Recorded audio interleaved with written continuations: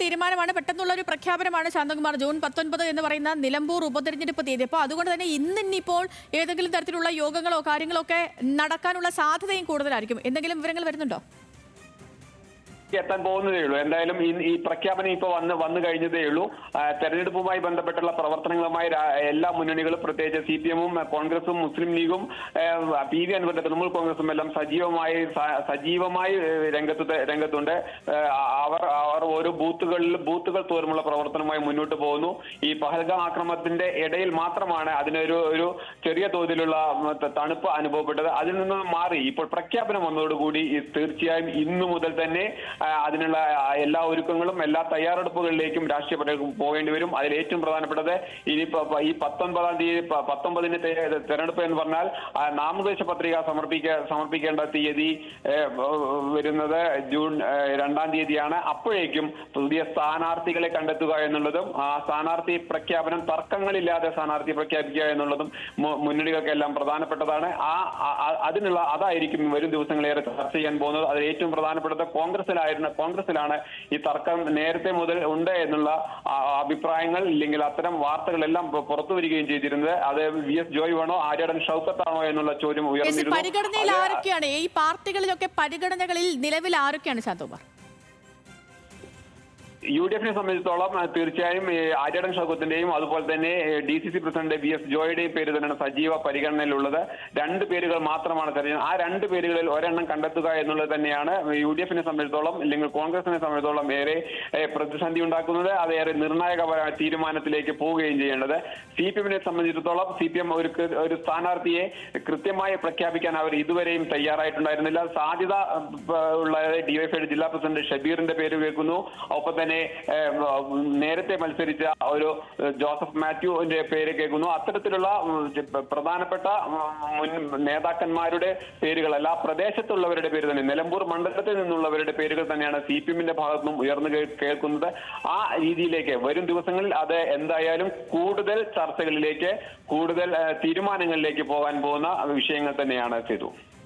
കഴിഞ്ഞ ആഴ്ചയാണ് ഈ മലപ്പുറം ജില്ലാ കളക്ടർ അദ്ദേഹം ഈ മാധ്യമങ്ങളെ കണ്ട് നിലമ്പൂർ ഉപതെരഞ്ഞെടുപ്പിന്റെ ഒരുക്കങ്ങളൊക്കെ പൂർത്തിയാകുമെന്നും ഉടൻ ഉണ്ടാകുമെന്നും എന്നുള്ള ഒരു അറിയിപ്പ് നൽകിയത്. അന്ന് അദ്ദേഹം പറഞ്ഞ കാര്യം ഈ അന്തിമ വോട്ടർ പട്ടിക ഈ മാസം തന്നെ പുറത്തുവിടുമെന്നും ഉപതെരഞ്ഞെടുപ്പിന്റെ വീറും വാശിയും പ്രകടമാകുന്ന വിധത്തിലാണ് പുതിയ വോട്ടർമാരാകാനുള്ള അപേക്ഷകരുടെ എണ്ണം വർദ്ധിക്കുന്നത് എന്നുമാണ്. ഈ ശാന്തകുമാർ, ഈ രാഷ്ട്രീയ പാർട്ടികളുടെ ഇടപെടലിന്റെ ഭാഗമായിട്ട് സമീപത്തെ മറ്റ് നിയമസഭാ മണ്ഡലങ്ങളിൽ നിന്ന് വോട്ടർമാരെ നിലമ്പൂരിൽ പുതുതായി ചേർക്കാൻ ശ്രമം നടക്കുന്നു എന്ന പരാതികൾ കഴിഞ്ഞ കുറച്ച് നാളുകളായുണ്ട്. അതുമായി ബന്ധപ്പെട്ട് പിന്നീട് എന്തെങ്കിലും ചർച്ചകൾ നടക്കുകയോ ഈ രാഷ്ട്രീയ വാഗ്വാദങ്ങൾ നടക്കുകയോ എന്തെങ്കിലും ചെയ്തിരുന്നോ? നിലമ്പൂർ ഉപതെരഞ്ഞെടുപ്പുള്ള അന്തിമ വോട്ടർ പട്ടിക ഈ മാസം 5-ാം തീയതി തന്നെ തെരഞ്ഞെടുപ്പ് കമ്മീഷൻ അത് പുറത്തിറക്കിയിരുന്നു. ആ അന്തിമ തെരഞ്ഞെടുപ്പ് പത്രികയിൽ ഇത്തരം വോട്ടർ പട്ടികയിലുള്ള പേരുകൾ നീക്കം ചെയ്യുന്നതിനുള്ള മറ്റ് പരാതികളും ഉണ്ടെങ്കിൽ അത്തരം കാര്യങ്ങളെല്ലാം അതാത് രാഷ്ട്രീയക്കാർക്കോ അല്ലെങ്കിൽ വ്യക്തികൾക്കോ ഒക്കെ പരാതി ഉന്നയിക്കാനുള്ള അവസരവും നൽകിയിട്ടുണ്ട്. എന്തായാലും 2,34,000-ഓളം വോട്ടർമാരാണ് പുതുതായി വോട്ടർ ഉൾപ്പെടുത്തി വന്നതിന് ശേഷം പുതിയ പട്ടികയിൽ, അന്തിമ വോട്ടർ പട്ടികയിൽ നിലവിലുള്ളത്. ആ 2,34,000 വോട്ടർമാർക്ക് അനുകൂലമാകുന്ന ആരൊക്കെ വരും എന്നുള്ളത് ഇനി രാഷ്ട്രീയ പാർട്ടികൾ അത് ആരെല്ലാമാണ് അവരെ ഈ പട്ടികയിൽ ഉൾപ്പെടുത്തിയത് തുടങ്ങിയ കാര്യങ്ങൾക്കെല്ലാം ആയിരിക്കും വരും ദിവസങ്ങളിൽ ചർച്ച ചെയ്യുക.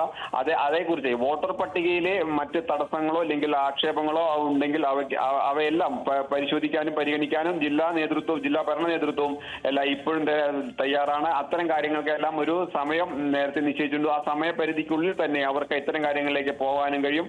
എന്തായാലും ഔദ്യോഗിക സംവിധാനം പൂർണ്ണമായും നിലമ്പൂർ ഉപതെരഞ്ഞെടുപ്പിന് പൂർണ്ണ സജ്ജമാണ്. അത് ജില്ലാ കളക്ടർ നേരത്തെ തന്നെ, ജില്ലാ ഭരണാധികാരി എന്നുള്ള നിലയിൽ അദ്ദേഹം നേരത്തെ തന്നെ ഇക്കാര്യങ്ങളെല്ലാം വളരെ വ്യക്തമാക്കുകയും ചെയ്യാണ്. രാഷ്ട്രീയ പാർട്ടി നേതൃത്വവുമായി ചർച്ച നടത്തുകയും ആ രാഷ്ട്രീയ പാർട്ടി നേതൃത്വത്തോടെ എല്ലാം കാര്യങ്ങൾ വിശദീകരിക്കുകയും അവരുടെ അഭിപ്രായങ്ങളും അവരുടെ നിർദ്ദേശങ്ങളും എല്ലാം സ്വീകരിച്ച് അതിനാവശ്യമായ നടപടികളിലേക്ക് പോകാൻ തന്നെയാണ് ജില്ലാ ഭരണകൂടവും നേരത്തെ തയ്യാറാക്കിയത്. അത് തന്നെയായിരുന്നു കഴിഞ്ഞ ദിവസങ്ങളിൽ ജില്ലാ കളക്ടർ നടത്തിയ യോഗത്തിലും സൂചിപ്പിച്ചിരുന്നത്. സേതു, ചന്ദ്രകുമാർ, ഇപ്പോൾ നേരത്തെ ഈ PV അൻവർ തിരഞ്ഞെടുപ്പ് കമ്മീഷന് ഉപതെരഞ്ഞെടുപ്പ് വൈകുന്നതുമായി ബന്ധപ്പെട്ടുള്ള കത്ത് നൽകിയിരുന്നു. പക്ഷേ ആ ആവശ്യത്തിന് പിന്നീടും അത് നീണ്ടുപോയ സാഹചര്യത്തിൽ ഹൈക്കോടതിയെ സമീപിക്കുമെന്ന് പോലും ഒരു ഘട്ടത്തിൽ PV അൻവറൊക്കെ വ്യക്തമാക്കിയതാണ്. അപ്പോൾ അതിന് തൊട്ട് പിന്നാലെയാണ് ഇപ്പോഴത്തെ ഈ പെട്ടെന്നുള്ള തീയതി പ്രഖ്യാപനം കൂടി. തീർച്ചയായും കഴിഞ്ഞ ദിവസം PV അൻവറുമായി സംസാരിക്കുമ്പോൾ അദ്ദേഹം പറഞ്ഞത് 25-ാം തീയതിക്ക് ശേഷം തെരഞ്ഞെടുപ്പ് പ്രഖ്യാപനത്തിന് ഒരു സൂചന ലഭിക്കുന്നില്ലെങ്കിൽ അദ്ദേഹം ഹൈക്കോടതിയെ സമീപിക്കും. അതായത് നാളെ ഇല്ലെങ്കിൽ ഈ ആഴ്ച തന്നെ ഹൈക്കോടതിയെ സമീപിക്കുമെന്ന് തന്നെയായിരുന്നു അദ്ദേഹം പറഞ്ഞിരുന്നത്. അതാണ് ഇപ്പോൾ കോടതിയിലേക്ക് സമീപിക്കാൻ സമയം ലഭിക്കുന്നതിന് മുമ്പ് തന്നെ തെരഞ്ഞെടുപ്പ് പ്രഖ്യാപനം വരികയും അത് ഒരു വലിയ മത്സരത്തിന് വേദിയൊരുക്കുകയും ഇപ്പോൾ നിലമ്പൂരിൽ ചെയ്തിരിക്കുന്നത്. PV അൻവറിനെ സംബന്ധിച്ചിടത്തോളം നിലമ്പൂർ മണ്ഡലത്തിൽ ഉപതെരഞ്ഞെടുപ്പ് നടക്കണം എന്നുള്ളത് വളരെ നിർബന്ധമാണ്. PV അൻവറിന്റെ ശക്തി തെളിയിക്കേണ്ട നിലമ്പൂർ മണ്ഡലത്തിലാണ്. തൃണമൂൽ കോൺഗ്രസിന്റെ ശക്തി തെളിയിക്കാനുള്ള അവസരമാണ് നിലമ്പൂരിലത്. അവയെല്ലാം കണക്കിലെടുത്ത് PV അൻവറിന് നിലമ്പൂർ അസംബ്ലി മണ്ഡലത്തിൽ ഒരു ഉപതെരഞ്ഞെടുപ്പ് എന്നത് വളരെ അനിവാര്യമാണ്. അതിലേക്ക് എന്തായാലും എത്തിക്കഴിഞ്ഞിരിക്കുന്നു. സേതു, കോൺഗ്രസ് ഇപ്പോൾ എനിക്ക് തോന്നുന്നു AP അനിൽകുമാറിനെ ഈ ഏകോപന ചുമതല ഏൽപ്പിക്കുകയും CPM M സ്വരാജിനെയും ഏകോപന ചുമതലയൊക്കെ ഏൽപ്പിച്ചിട്ടുണ്ട്. അപ്പോൾ ഈ നേതാക്കളുടെ നേതൃത്വത്തിൽ അവിടെ എത്രത്തോളമാണ് ഉപതിരഞ്ഞെടുപ്പ് തീയതി പ്രഖ്യാപനത്തിന് മുൻപ് തന്നെയുള്ള തിരഞ്ഞെടുപ്പ് പ്രവർത്തനങ്ങൾ? ശാന്തകുമാർ,